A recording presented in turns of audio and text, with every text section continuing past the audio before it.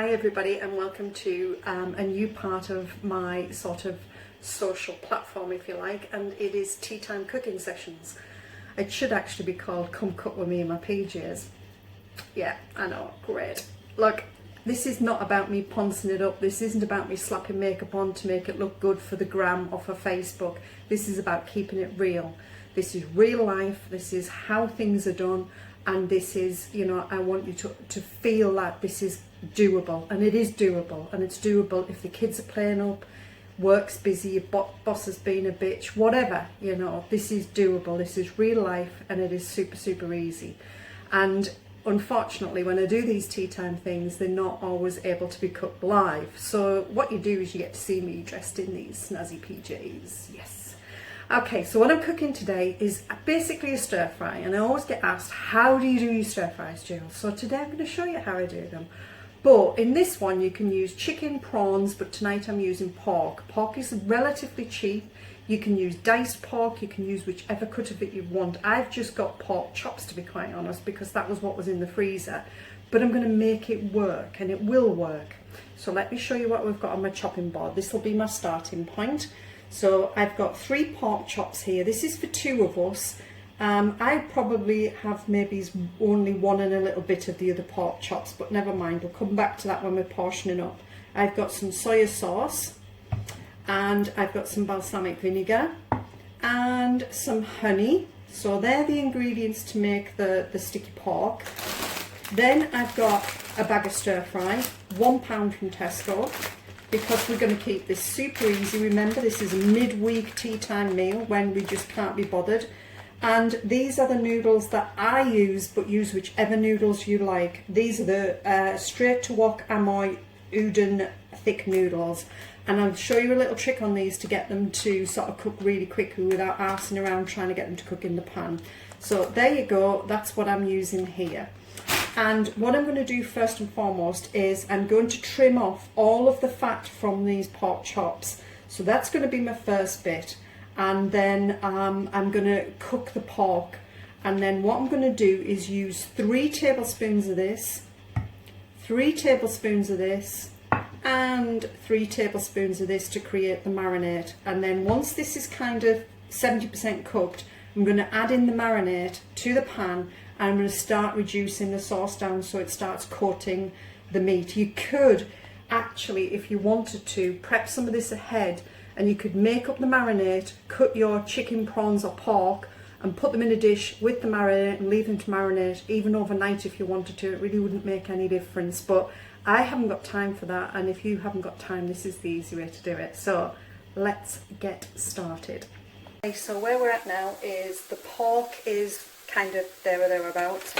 These little sachets that come out of the udon noodles, I've only used 1 pack tonight because I'm not that hungry. All I've done is stabbed it a couple of holes, whacked it in the microwave for 30 seconds, and what I'm going to do is add it to the stir fry. So I'll show you that bit, but let's start with the pork first. So here we go.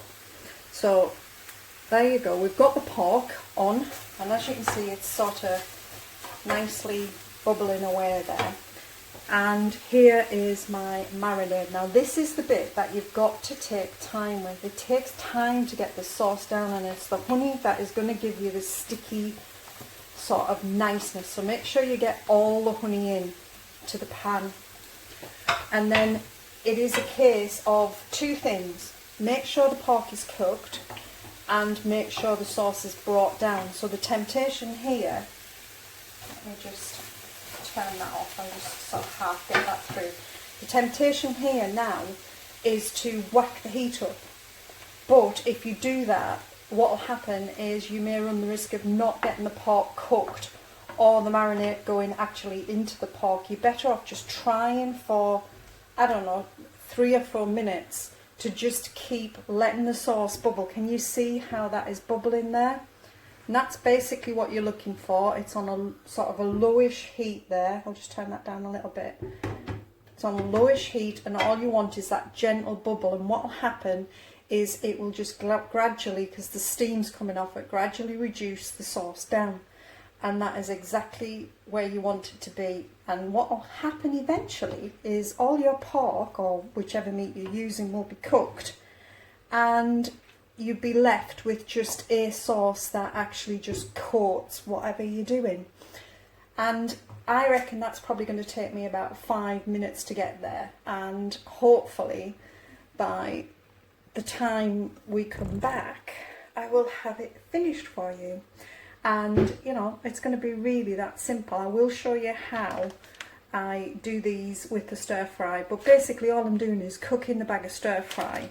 I'm going to open this packet, whack it in with the stir fry, and then I'm just going to add a really good glug of soy sauce. That is it. That is going to be as easy as tea is going to be tonight. So I'm going to continue with this, and I will come back and I'll let you know how it goes.